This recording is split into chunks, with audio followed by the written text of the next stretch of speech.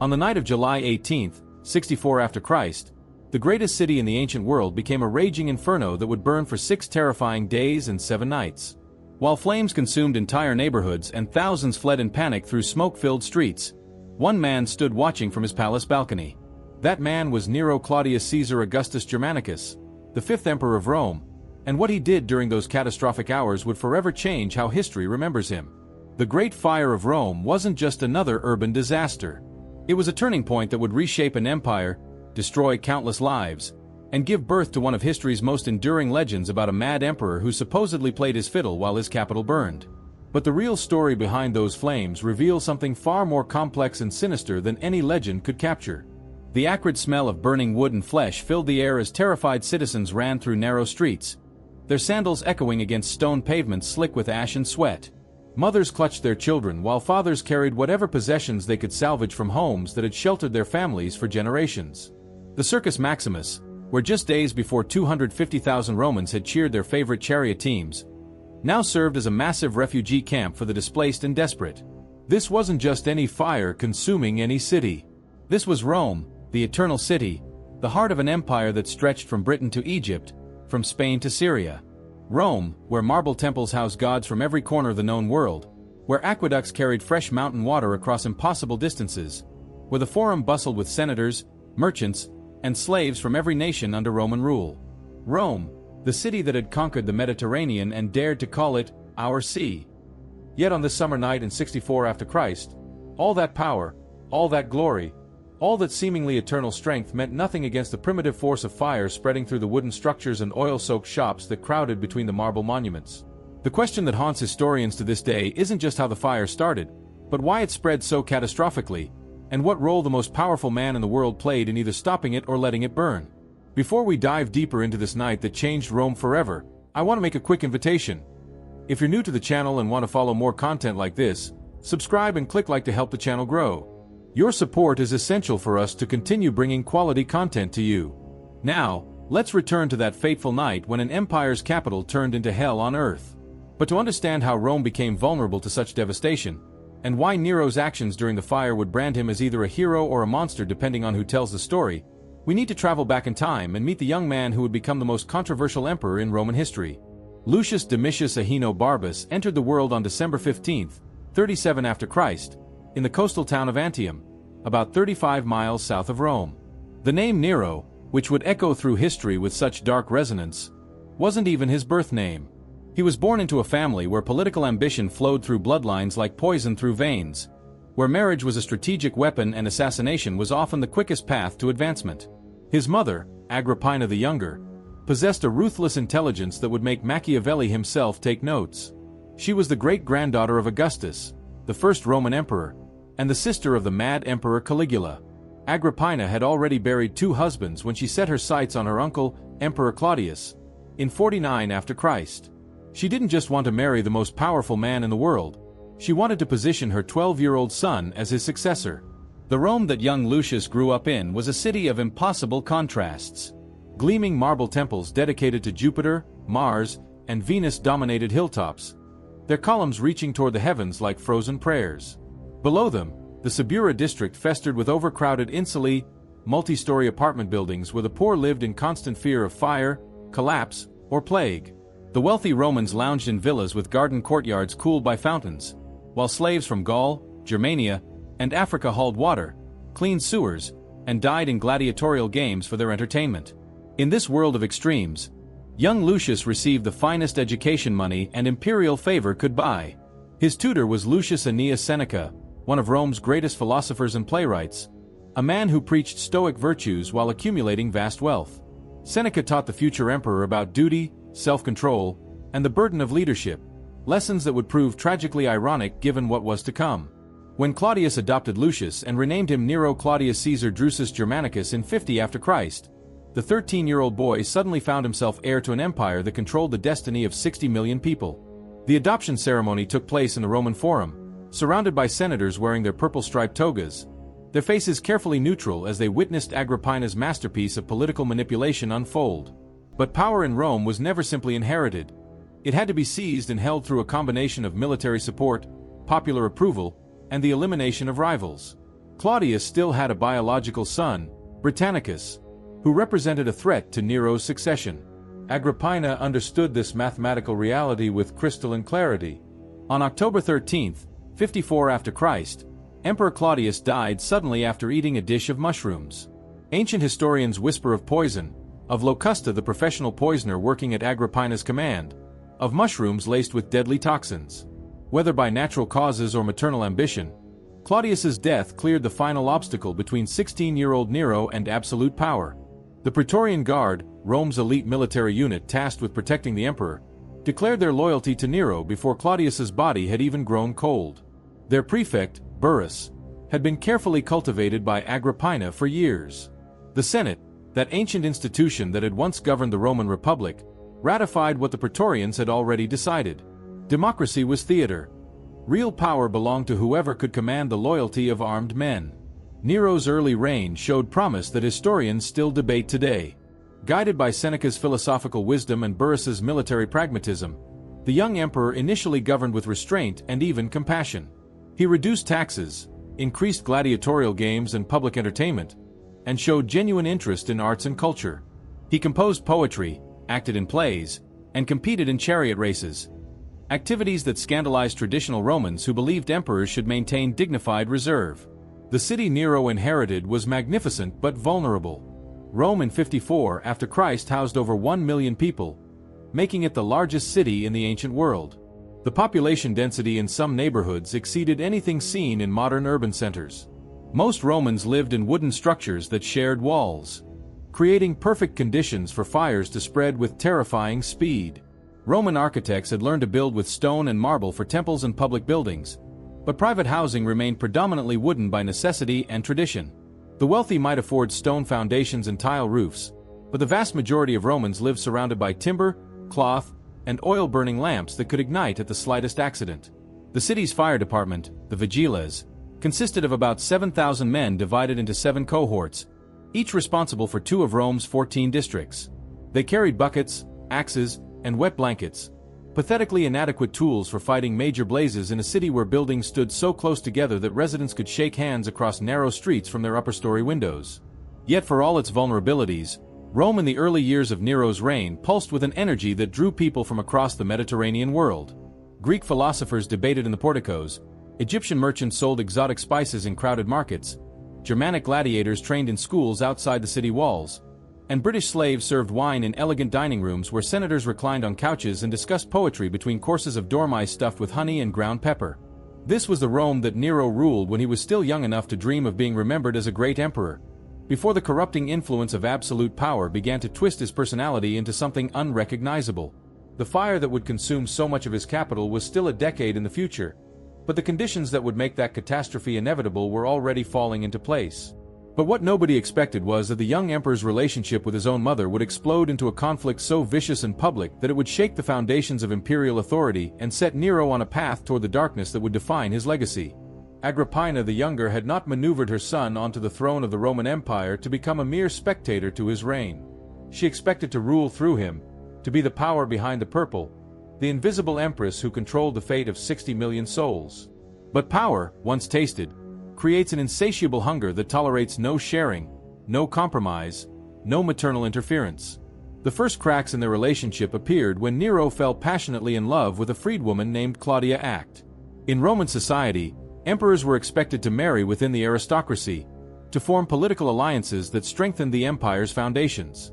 A love affair with a former slave was not just scandalous, it was a direct challenge to the social order that kept Rome functioning.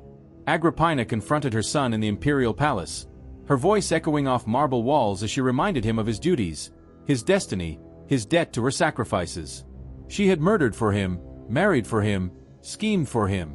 Now he repaid her devotion by dallying with a woman who had once been someone's property. But Nero was no longer the malleable teenager who had trembled at her commands. At 19, he had discovered the intoxicating reality of absolute power. When he spoke, generals obeyed. When he gestured, senators fell silent. When he frowned, provinces trembled. Why should he answer to anyone, even the woman who had given him life and the throne? The confrontation escalated beyond private family drama when Agrippina began openly supporting Britannicus, Claudius's biological son who still lived in the palace. She made no secret of her belief that if Nero proved ungrateful, perhaps Rome needed a different emperor, one who would remember his obligations to those who had elevated him. On February 12, 55 after Christ, Britannicus attended a dinner in the imperial dining hall. The young man, now 14 years old, represented everything Agrippina could use to threaten her son's position. As the evening progressed and wine flowed freely, Britannicus suddenly collapsed. His body convulsing as foam appeared at his lips. Within minutes, he was dead. The official cause was declared an epileptic seizure, but everyone in the palace understood the truth. Locusta the poisoner had struck again, this time at Nero's command rather than Agrippina's. The emperor had learned his mother's methods and turned them against her own leverage. The message was clear. Threats to Nero's power would be eliminated, regardless of their source. Agrippina realized she had created a monster she could no longer control. Her son had not just ordered the murder of his adopted brother. He had done it publicly, demonstrating that he would kill family members who stood in his way. If he could murder Britannicus, what would stop him from murdering his own mother? The palace became a battleground of whispers and spies. Agrippina recruited loyal freedmen and Praetorian officers who remembered her kindnesses from earlier years. Nero countered by replacing her supporters with men who owed their positions entirely to him. Trust evaporated in the humid Roman air like morning dew under a merciless sun. Meanwhile, the city of Rome itself began reflecting its emperor's growing instability. Nero's fascination with Greek culture and theatrical performance scandalized traditional Romans who valued military virtue over artistic expression. He began appearing on public stages, singing and playing the lyre, activities that senators whispered brought shame to imperial dignity. These performances weren't private hobbies. They were public spectacles where the most powerful man in the world competed for applause like a common entertainer. Nero craved the immediate gratification of audience approval, the visceral rush of hearing thousands of voices cheer his artistic efforts. But every appearance on stage further alienated the military commanders and aristocratic families whose support he needed to maintain power. The emperor's marriage to Claudia Octavia, daughter of the late Emperor Claudius, had been arranged for political reasons and produced no emotional connection. Octavia was pious, reserved, and traditional, everything that bored Nero about Roman upper-class expectations. He began openly pursuing other women, including a married aristocrat named Poppaea Sabina, whose beauty was legendary throughout the empire. Poppaea possessed the kind of sophisticated sensuality that made strong men abandon their principles. Her skin was rumored to be so perfect that she bathed daily in milk from 500 donkeys. Her intelligence matched her physical allure, and she quickly understood that controlling Nero's desires meant controlling the Roman Empire itself. Under Poppaea's influence, Nero's behavior became increasingly erratic and cruel. He extended gladiatorial games to unprecedented lengths, forcing senators to watch as hundreds of men and animals died for his entertainment. He began construction of the Domus Transitoria, a palace complex so vast and luxurious that its golden decorations could be seen gleaming from miles away, a monument to imperial excess that drained the treasury while common Romans struggled to afford bread. The breaking point between mother and son came in 59 after Christ, when Agrippina attempted to reconcile with Nero. During the festival of Minerva at Baiae, a resort town on the Bay of Naples, the imperial court had gathered for celebrations that included boat races, theatrical performances, and elaborate banquets that lasted from sunset to dawn. On the night of March 23, Agrippina boarded a specially prepared galley for the return journey to her villa. The ship had been secretly modified by Nero's engineers, with a collapsible cabin designed to crush its occupant when triggered. As the vessel moved through calm Mediterranean waters under a star-filled sky, the mechanism activated. But Agrippina possessed the same survival instincts that had carried her through decades of imperial politics. When the cabin began collapsing, she rolled into the water and swam toward shore, her expensive robes weighing her down as she fought against the current. She survived the assassination attempt, but barely.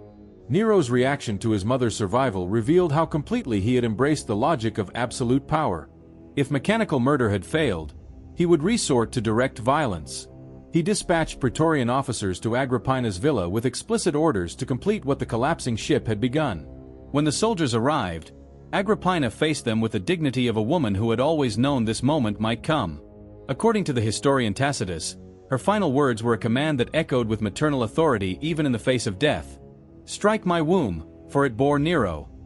The murder of his own mother marked Nero's complete transformation from promising young ruler to paranoid tyrant. Rome had seen emperors kill their wives, their brothers, their children, but matricide crossed a line that even the most cynical senators found shocking. The emperor had violated one of the most sacred bonds in Roman society, the relationship between mother and child that formed the foundation of family loyalty. Yet instead of hiding his crime, Nero celebrated it. He returned to Rome and appeared before the Senate to justify Agrippina's death, claiming she had plotted against him and that her execution was necessary for imperial security. The senators, cowed by fear and bound by their own complicity in the imperial system, voted to congratulate the emperor for his decisive action.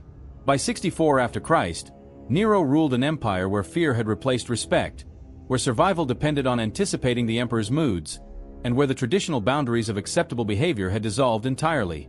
The young man who had once shown promise as a patron of arts and culture had become a figure who inspired whispered prayers for his death among the very people whose loyalty he demanded.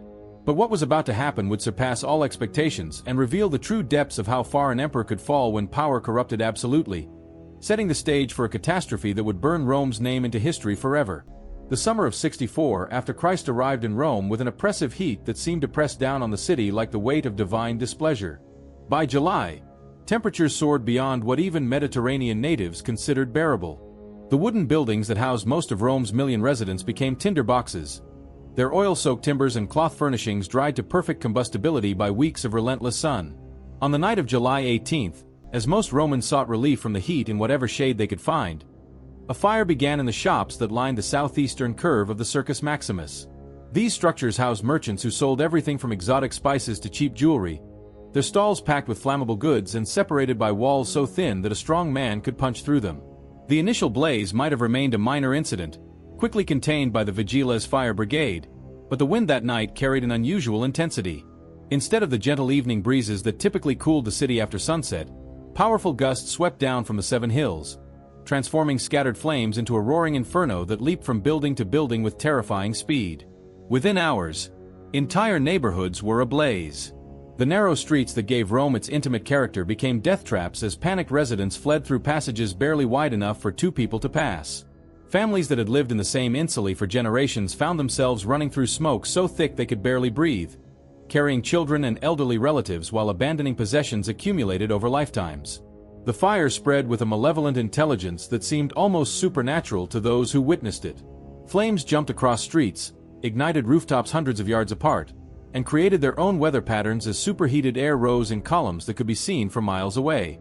The Circus Maximus itself, Rome's largest entertainment venue, became a furnace that heated the surrounding air to temperatures that made survival impossible for anyone caught too close. But where was Nero during these crucial first hours when decisive action might have contained the disaster? According to multiple historical accounts, the emperor was not even in Rome. He had traveled to Antium, his birthplace on the coast, seeking relief from the summer heat in his seaside villa. The most powerful man in the Roman Empire was absent when his capital faced its greatest crisis since the Gallic invasion of 387 before Christ. When news of the fire finally reached Nero, approximately 12 hours after it began, the emperor faced a choice that would define his legacy. He could rush back to Rome immediately, taking personal command of firefighting efforts and demonstrating the leadership Romans expected from their ruler. Or he could delay his return, prioritizing his own comfort over his subjects' desperate need for imperial presence. Contemporary accounts disagree about exactly when Nero returned to Rome, but the delay was long enough to fuel rumors that persist to this day. Some whispered that he had started the fire himself, seeking to clear land for his planned architectural projects. Others claimed he watched the flames from his palace balcony while playing his lyre and singing about the fall of Troy, finding artistic inspiration in his people's suffering. The truth about Nero's actions during the fire reveals something perhaps more damning than the legends that grew around them. When he finally returned to Rome on the third day of burning, he did take effective action. He opened public buildings to house refugees, organized food distribution for the displaced, and personally supervised firefighting efforts in several neighborhoods. The emperor also demonstrated genuine concern for his subjects' welfare, visiting burn victims in temporary hospitals and promising reconstruction aid from the imperial treasury. For those 3 days, Nero showed flashes of the leadership ability that had marked his early reign, proving he was capable of rising to meet a crisis when he chose to do so. But his initial absence during the fire's most critical hours had already done irreparable damage to his relationship with the Roman people. Citizens who had lost everything while their emperor enjoyed seaside leisure never forgave him for placing personal comfort above imperial duty. The delay became a symbol of Nero's fundamental selfishness. His inability to prioritize the empire's needs over his own desires. The fire burned for 6 days and 7 nights, consuming 10 of Rome's 14 districts before finally exhausting itself. When the flames died down and smoke cleared, the scale of destruction was almost incomprehensible. Entire neighborhoods had vanished, leaving only charred foundations and the twisted remains of bronze and iron fixtures. The Temple of Jupiter Stator, the House of the Vestal Virgins, and countless other religious and civic buildings lay in ruins. Conservative estimates suggest that hundreds of thousands of Romans lost their homes, while tens of thousands died from burns, smoke inhalation, or crushing in the panicked crowds that fled through narrow streets. The economic impact was equally staggering, with businesses, warehouses, and workshops representing decades of accumulated wealth reduced to ash and rubble. Yet from this catastrophe, Nero saw opportunity. Within days of the fire's end, he announced ambitious plans for rebuilding Rome according to a grand vision that would transform the capital into a monument worthy of its imperial status. The new city would feature wider streets to prevent future fires, buildings constructed primarily of stone and brick, and magnificent public spaces that would showcase Roman engineering at its finest. At the center of this rebuilt Rome would stand the Domus Aurea, Nero's golden house, a palace complex so vast and luxurious that it would cover approximately 300 acres of the city's most valuable real estate. The structure would feature a 120-foot-tall bronze statue of Nero himself, dining halls with ivory ceilings that could shower guests with flower petals, and an artificial lake surrounded by buildings designed to resemble entire cities. The announcement of these construction plans sparked immediate controversy. Romans struggling to rebuild their own destroyed homes watched in growing anger as the emperor claimed the city's prime real estate for his personal pleasure palace. The message seemed clear. Nero viewed his subjects' tragedy as his personal opportunity for architectural self-aggrandizement. To fund these grandiose projects and provide some relief for fire victims, Nero imposed heavy taxes on provinces throughout the empire. Egypt, Gaul, Spain, and other territories found themselves supporting reconstruction efforts that seemed designed more for imperial ego than public welfare. The emperor also debased Roman currency, reducing the silver content of denarii to stretch the treasury's resources. But Nero's most controversial response to the fire involved finding scapegoats to absorb public anger that might otherwise focus on imperial leadership failures. The emperor's advisors identified a perfect target: the growing Christian community in Rome, followers of a Jewish preacher who had been executed in Jerusalem during the reign of Tiberius. Christians made ideal scapegoats because they were already viewed with suspicion by traditional Romans who found their monotheistic beliefs threatening to the empire's religious diversity. Their refusal to participate in emperor worship marked them as potentially disloyal, while their secretive meetings and talk of an approaching divine kingdom sounded suspiciously like seditious plotting. In the months following the fire, Nero launched the first systematic persecution of Christians in Roman history. Hundreds were arrested, tortured, and executed in spectacular public displays designed to entertain the masses while deflecting blame for the disaster. Some were crucified, others were sewn into animal skins and torn apart by wild dogs, and still others were covered in pitch and used as human torches to illuminate Nero's garden parties. These persecutions marked another milestone in Nero's transformation from promising young ruler to tyrant whose cruelty shocked even Romans accustomed to imperial violence. The systematic torture of an entire religious group for political purposes crossed moral boundaries that previous emperors had generally respected.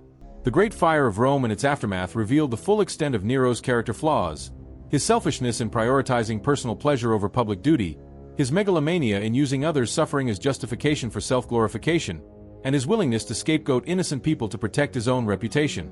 The young man who had once dreamed of being remembered as a patron of arts and culture had become a figure whose very name would symbolize tyrannical excess. Yet the fire also demonstrated that even in his corruption, Nero retained capabilities that made his failures more tragic than they might otherwise have been. His effective response once he returned to Rome, his genuine efforts to help fire victims, and his ambitious rebuilding plans showed glimpses of the leader he might have become under different circumstances. The flames that consumed Rome in 64 after Christ did more than destroy buildings and kill thousands of innocent people. They illuminated the true character of imperial power when exercised without restraint, conscience, or accountability, creating a cautionary tale that would echo through the centuries as a warning about the corrupting influence of absolute authority.